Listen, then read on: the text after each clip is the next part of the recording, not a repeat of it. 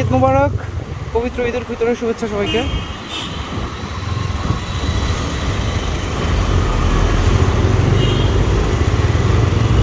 ঢাকা এখন ফাঁকা।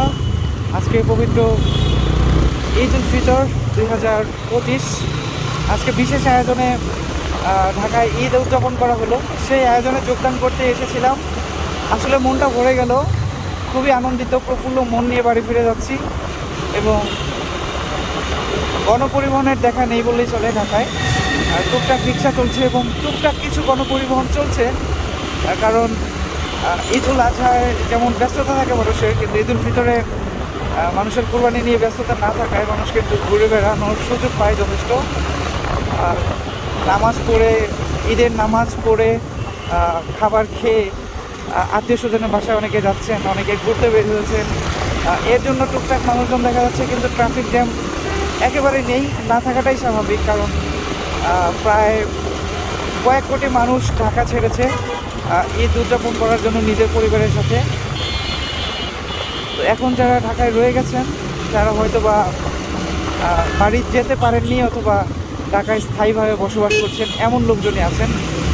কর্মজীবী এবং শ্রমজীবী মানুষ কিন্তু বেশিরভাগই চলে গেছেন তাদের পরিবারের সাথে ঈদ উদযাপন করার জন্য। সংসদ ভবনের সামনে থেকে সোজা বিজয় সরণি রোড ধরে মিরপুরের যেই রোড চলে গেছে সেটা দিয়ে যাচ্ছি মিরপুরের দিকে। রাস্তা ফাঁকা বললেই চলে, আর ধীরে সুস্থেই চালাচ্ছি গাড়ি, মোটর সাইকেল। আর টুকটাকে যে একটি গণপরিবহন দেখা যাচ্ছে, অটো রিক্সা, ব্যাটারি চালিত রিক্সাগুলো মোটামুটি দাপট কিন্তু এখনও রয়েছে ঢাকায়। তারা বেশি ভাড়া পায় ঈদের ভিতর, এজন্য কিন্তু অনেকেই বাড়ি না যেয়ে ঈদের ভিতর তাদের অটো রিক্সা বা ব্যাটারি চালিত রিক্সাগুলো চালাচ্ছে। কেউ কেউ রং সাইডেও আসছে। তো ঢাকার এই সৌন্দর্য আর এই যে বুক করে নিঃশ্বাস নেওয়ার ব্যাপারটা, এটাও ভালো লাগছে। আসলে সব মিলিয়ে আজকে এই পর্যন্ত ঈদের যে আমেজ সেটি কিন্তু ভালো মতোই বোঝা যাচ্ছে। এবং সব মিলিয়ে খুব সুন্দর একটি সময় সকালে কাটলো। এখন রাস্তা দিয়ে যাচ্ছি যানজট মুক্ত। এমন ঢাকায় তো আমরা চেয়েছিলাম, কিন্তু আসলে বাস্তবতার কাছে বিষয়টা ভিন্ন রকম। হয়তো বা ঢাকা আবার ঈদের ছুটি শেষে মানুষজন যখন ফিরবে, তখন আবার চিরচেনা সেই যানজটের নগরীতে দেখা দিবে আমাদের সেই প্রিয় ঢাকা, শহর ঢাকা।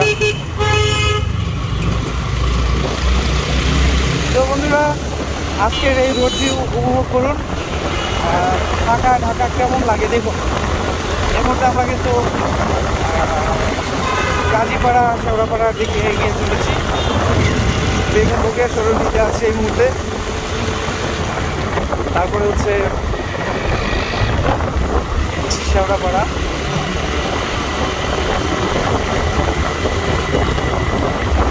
কিন্তু তারপরে আমরা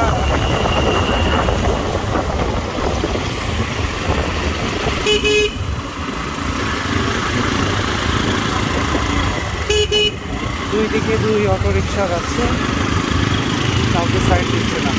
গাজীপাড়া মেট্রো স্টেশনের সামনে এসে পড়েছি। এর মধ্যে যাচ্ছি গাজীপাড়া। দেয়ালে দেয়ালে জুলাইয়ের স্মৃতিচিহ্ন এখনো লক্ষণীয়। কিসের শব্দ হলো? কোনো দুর্ঘটনা মনে হয়, ঠিক বোঝা গেল না।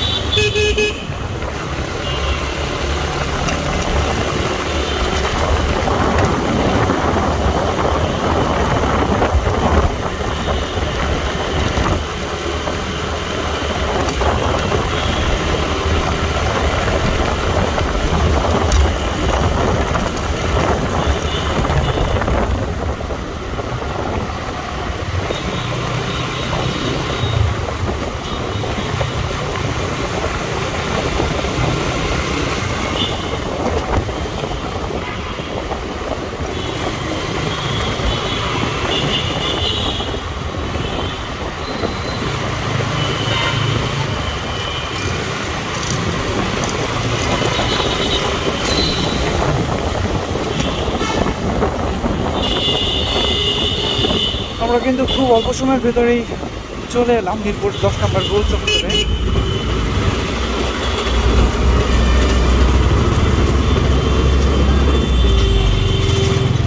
এতটা কম সময়ের ভেতর এখানে আসাটা অন্য সময় তো কল্পনাই করা যায় না। এইখানে তো মাস্ট একটা বড় ধরনের ট্রাফিক সিগনালে পড়তেই হয়। আচ্ছা, আমরা মিরপুর 10 নম্বর দিয়ে 11 নম্বর দিয়ে আমরা মেট্রো রেলের নিচ দিয়ে যাব। আজকে উত্তরা সেন্টার পর্যন্ত যাব এখান থেকে।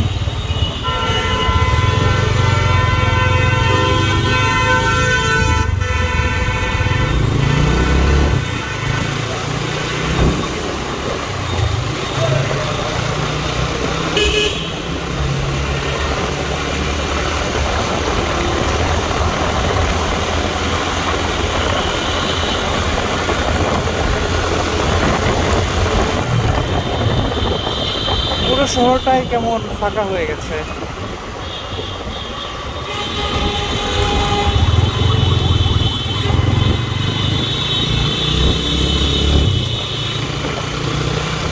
এই ফাঁকা পথে চলতে চলতে কখন যে কোন বাস স্টপ পার হয়ে যাচ্ছি সেই জায়গা চিনতেই পারছি না, কারণ চিরচেনা সেই যানজটের রূপ কিন্তু নেই।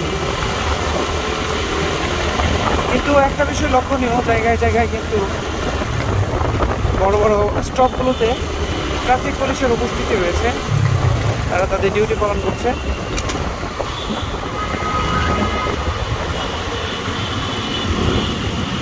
সকাল থেকে এই পর্যন্ত এখন পর্যন্ত সব কিছু সুশৃঙ্খলই মনে হচ্ছে। চলে এসেছি মিরপুর 11 নম্বর বাস স্টপে। মিরপুর 11 নম্বর বাস স্টপ ফাঁকা, প্রাইভেট কার বের হয়েছে।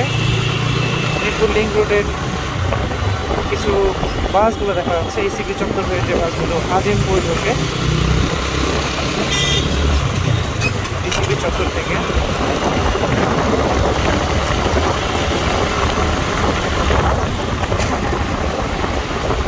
সামনে বাস, একটা বাস আরেকটা বাসকে যেতে দিচ্ছে না, এর জন্য কিন্তু আমাদের থামতে হলো। অসীম পরিবহনের একটি গাড়ি এমনভাবে রেখেছে অন্য গাড়িগুলো যেতে পারছে না, যার কারণে অনাকাঙ্ক্ষিত স্টপে থামতে হলো। এখন প্রতিটা গাড়ি এমনভাবে থেমেছে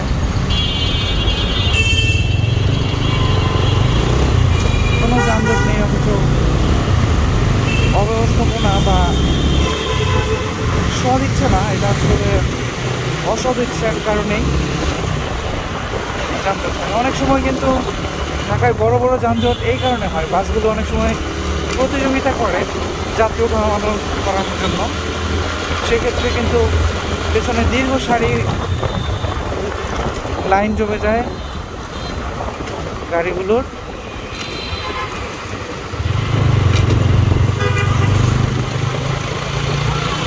মিরপুর 11:30 পার হচ্ছি।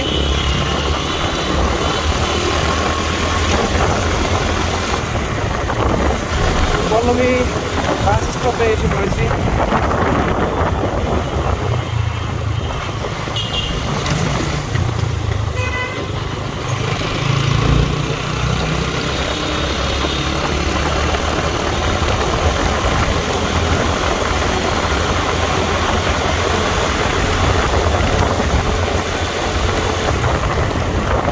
চলে এসেছি মিরপুর 12 নম্বর বাস স্টপে। খুবই ছোট মনে হচ্ছে আজকে শহরটাকে, মুহূর্তেই এক একটা স্টপ পার হয়ে যাচ্ছে। সংসদ ভবনের সামনে থেকে মিরপুর 12 নম্বর আসতে আমার মনে হয় 7-8 মিনিটের বেশি সময় আমার লাগেনি।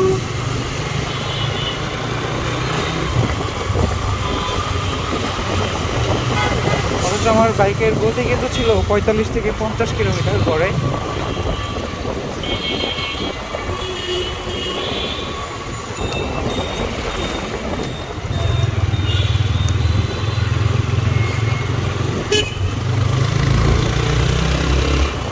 ধর্ম যার যার দেশ সবার, গ্রাফিতিগুলো আসলে যতই দেখি ততই কিন্তু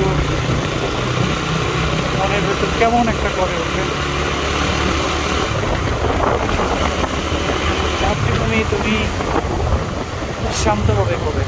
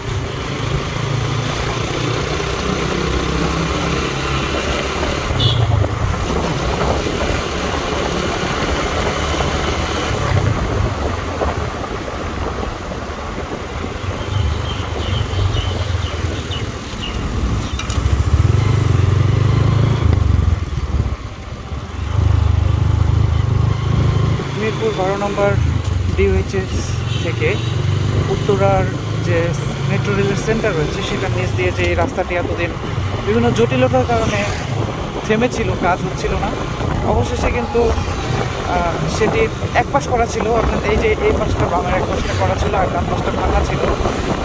এক পাশ দিয়ে গাড়ি আসতে যেত, মোটামুটি ধুলোবালি ছিল। প্রাইভেট কার এবং মোটরসাইকেলে কিন্তু প্রাইভেট কার, মোটরসাইকেল এবং সিএনজি এই রাস্তা দিয়ে কিন্তু চলাচল করে থাকে সাধারণত।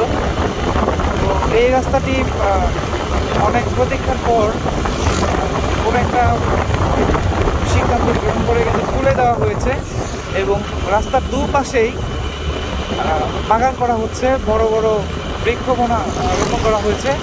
তো এগুলো কিন্তু আস্তে আস্তে যখন বড় হবে তখন আরও সৌন্দর্য বৃদ্ধি পেয়ে যাবে এই রাস্তায়। আর এই রাস্তায় কিন্তু বড় পাবলিক ট্রান্সপোর্ট অর্থাৎ বাস যেন না ঢুকতে পারে তার জন্য কিন্তু একটা হাইটের লিমিট দিয়ে দেওয়া হয়েছে। তো সব মিলিয়ে কিন্তু অনেক ভোগান্তি কমেছে উত্তরার থেকে মিরপুরে যাতায়াতের ক্ষেত্রে। বিশেষ করে যারা ডিওএইচএসের স্থায়ী বাসিন্দা বা প্রাইভেট কার যারা ব্যবহার করে থাকেন এবং যারা মোটর সাইকেল এবং সিএনজিতে চলাচল করে তাদের জন্য কিন্তু এই রাস্তাটা সত্যি একটা আশীর্বাদ এবং আরামদায়ক এবং স্বস্তিদায়ক একটি বিষয়। দেখতে যেমন সুন্দর তেমনি কিন্তু এই রাস্তার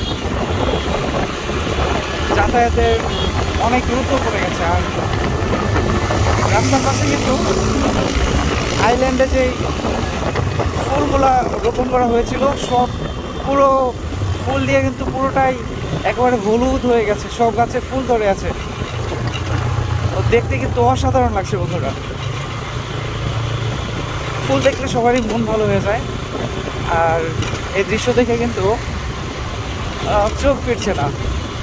এটা কি ফুল আসলে নাম জানি না, তবে এই ফুলটা কিন্তু অনেকেরই পরিচিত, সচরাচর দেখা যায় বিভিন্ন জায়গায়, বিভিন্ন বাসা বাড়িতেও ফুলটি দেখা যায়।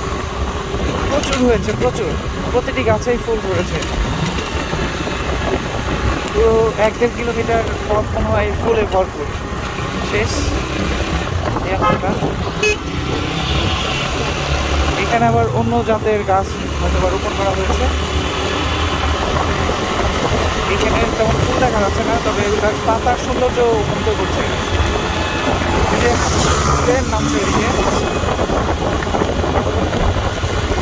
প্লেন নামছে, উপর দিয়ে মেট্রো রেল যাচ্ছে আর নিচ দিয়ে আমরা চলেছি। বামে চলে যাব, উত্তরা সেন্টারে চলে এসেছি। এই রোডটি উন্মুক্ত করে দেওয়া হয়েছে। সব মিলিয়ে দারুণ লাগছে, দারুণ। এদিকে মেলার আয়োজন করা হয়েছে পার্কের ছোট জায়গায়।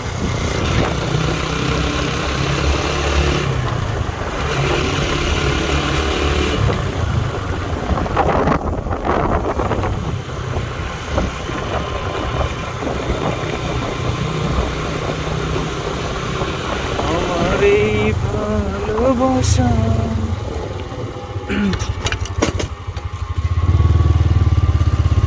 ষোলোহাটি প্রাথমিক বিদ্যালয়। এই রাস্তাটি একেবারে ঝোপঝাড় দিয়ে পুরোটা ভরা ছিল, এখন খুলে দেওয়া হয়েছে, খুব সুন্দর হয়েছে জায়গাটা। এই গ্রামটি কিন্তু খুবই পুরাতন একটি গ্রাম। এই গ্রামে বেশ কিছু বাড়িঘর রয়েছে। শহরের বড় বড় দালানের নিচেই ছোট ছোট বাড়িঘরগুলো কিন্তু এখন অনেকটা ঢাকা পড়ে গেছে। কিন্তু এখানে যে গ্রাম রয়েছে এটি অনেকেই জানে না, তবে এই গ্রামের কিন্তু বেশ পরিচিতি রয়েছে। শহরের মাঝখানে ছোট্ট একটি গ্রাম।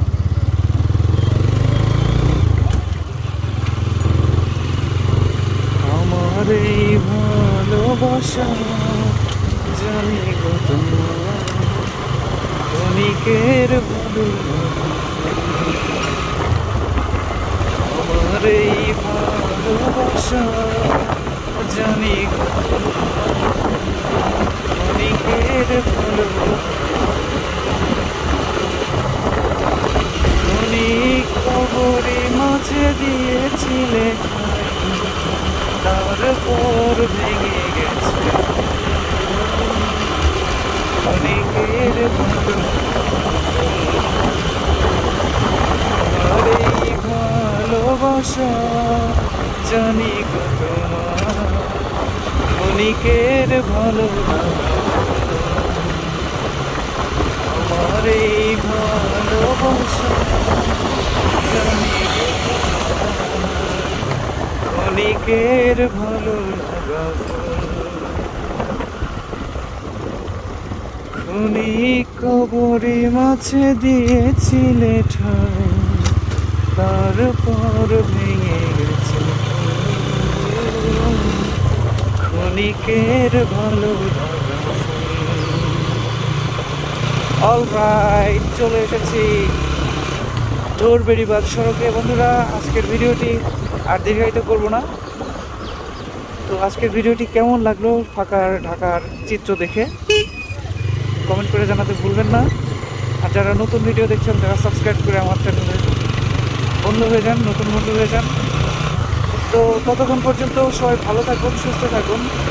ঈদের শান্তি, ঈদের সমৃদ্ধি এবং ঈদের কল্যাণ, ঈদের ভ্রাতৃত্ব এবং ঈদের যে শিক্ষা সেটা ছড়িয়ে পড়ুক সবার হৃদয়ে। ততক্ষণ পর্যন্ত সবাই ভালো থাকুন, সুস্থ থাকুন। দেখা হচ্ছে আগামী কোনো একটা ব্র্যান্ড নিউ ভিডিও নিয়ে।